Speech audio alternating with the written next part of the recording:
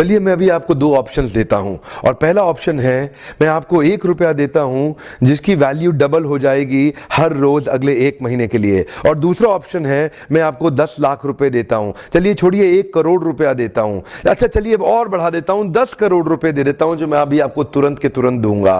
दूसरी तरफ मैंने आपको 1 रुपया दिया जिसका वैल्यू रोज डबल होगा पर अगले केवल 1 महीने के लिए। तो मेरा प्रश्न है आप अभी इसमें से कौन सा ऑफर लेना पसंद करेंगे? हो सकता है कि आप कंफ्यूज हो ये 1 रुपए और 10 करोड़ की ऑफर में अंतर क्या होने वाला है।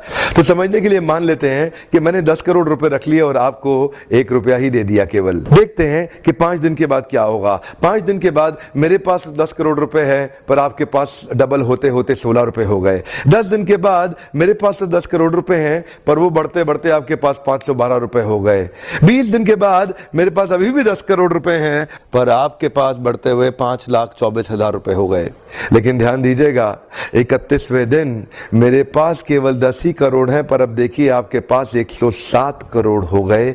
इसी को कहते हैं कंपाउंडिंग इफेक्ट, जिसको कि कंपाउंड इंटरेस्ट बोल के एल्बर्ट आइंस्टाइन ने 8वां अजूबा बताया था। शुरुआत में आपको 1 रुपया कम लग रहा था, पहले 5 दिन तक भी कम लगता है, 10 दिन तक भी कम लगा, 20वें दिन तक भी 1 रुपया बहुत कम लगा, लेकिन 31वें दिन बहुत बड़ा रिजल्ट आ गया। इसीलिए मैं कब से कह रहा हूं small 90 days will create tall 9 months. Come on, small 90 days will create tall 9 months. शुरुआती रिजल्ट छोटा होता है, बहुत छोटा होता है। शुरुआती रिजल्ट छोटा होता है, इसको बीट करिए। इसी पहले 90 दिन में अगले 9 महीने की तैयारी कर लेनी है। आज आपको एक स्टोरी बताता हूं। एक बार की बात थी, एक राजा थे जो बहुत ही दयालु, बहुत ही कृपालु थे और अपनी प्रजा को कुछ भी देने के लिए तैयार रहते थे। एक बार वो शतरंज खेल रहे थे और उनकी प्रजा में से एक साधु उनके पास आए, बोले राजन मैं आज आपसे कुछ मांगना चाहता हूं। राजन मैं आपसे आज कुछ मांगना चाहता हूं। तो राजा बोले मांगो। साधु क्या चाहते हो? मांगो। बोले राजन मुझे कुछ ज्यादा नहीं, कुछ अनाज के दाने चाहिए। राजा बोले तौहीन, आप मुझसे कुछ भी मांग सकते हैं पर आप ऐसा क्यों कर रहे हैं?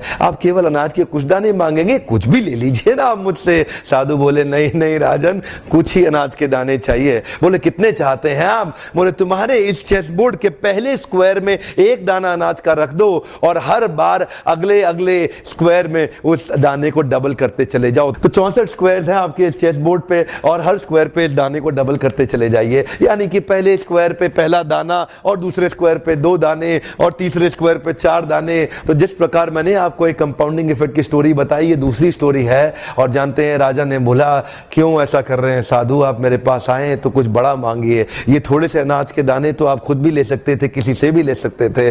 साधु बोले राजन या तो अनाज के दाने दो या मैं चला।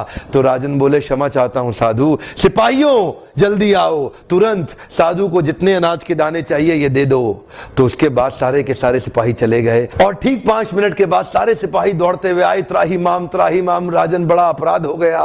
बोले क्या हुआ? राजन वो जितना अनाज मांग रहे हैं उतना अनाज तो आज तक पृथ्वी में उगा ही नहीं। क्या?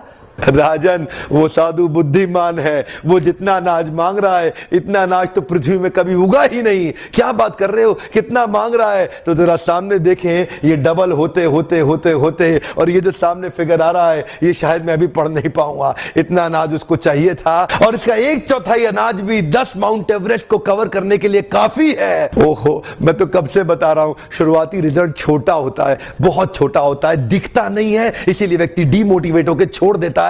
मैं कब से कह रहा हूं आपसे, पहले 90 दिन अगले 9 महीने बहुत ताकत दे देंगे। इसलिए मैं हर वीडियो में कोशिश करता हूं एक पावरफुल फॉर्मूला